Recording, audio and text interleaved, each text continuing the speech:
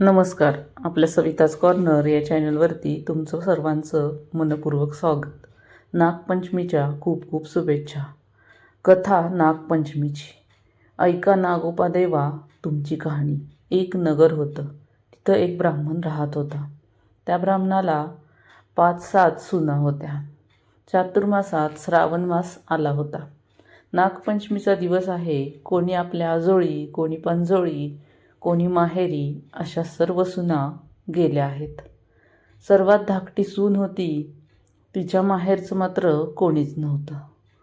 तेव्हा ती जरा खिन्न झाली व मनात माझा सर्व संबंधी नागोबादेव आहे असं समजून नागोबादेव मला माहेरहून न्यायला येईल असं ती म्हणू लागली.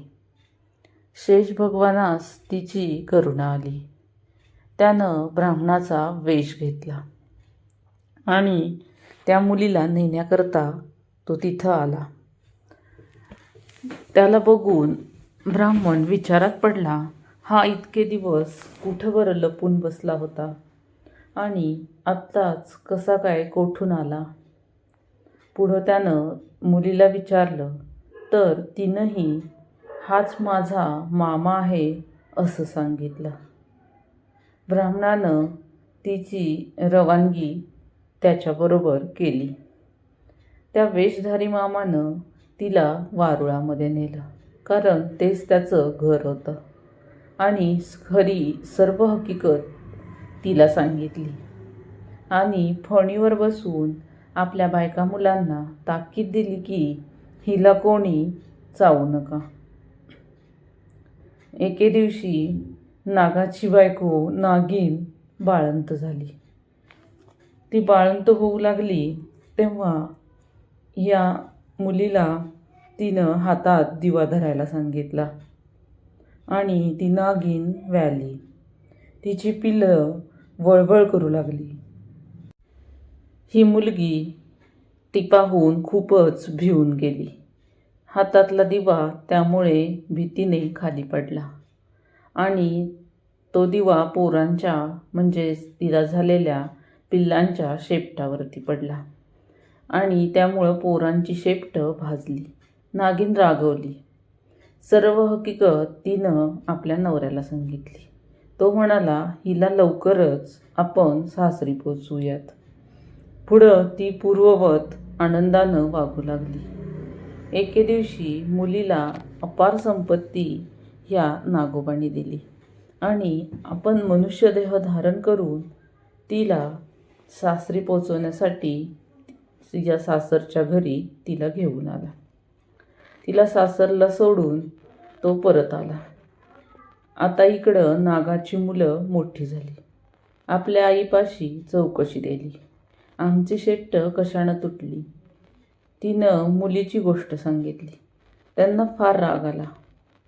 हिचा सूड घ्यावा असं त्यांना वाटू लागलं. परंतु त्याच दिवशी इकडं पाटावर व भिंतींवर मुलीनं नागाची चित्र काढली. त्याची पूजा केली.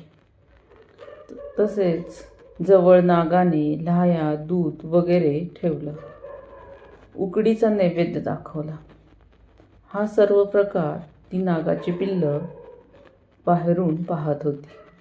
सरतेशेवटी तिनं देवांची प्रार्थना केली. जय नागोबा देवा, जिथं माझे भाऊ लांडोबा पुंडोबा असतील तिथं त्यांना खुशाल ठेव असं म्हणून तिनं मनपूर्वक नमस्कार केला. इकडे सर्व प्रकार या पिल्लांनी पाहिला होता आणि मनातील राग त्यांनी घालवला. मनात हिच्याविषयी त्यांना देखील दया वाटू लागली. पुढं त्या दिवशी तिथं त्यांनी वस्ती केली. दूध पाणी ठेवतात त्यात पहाटेस एक नवरत्नांचा हार ठेवून ते निघून गेले. दुसऱ्या दिवशी तो हार उचलून गळ्यात घातला. जसा तिला नागोबा प्रसन्न झाला तसाच तुम्हा आम्हा देखील हो. ही 60 उत्तराची कहाणी 5 उत्तरी सफळ संपूर्ण.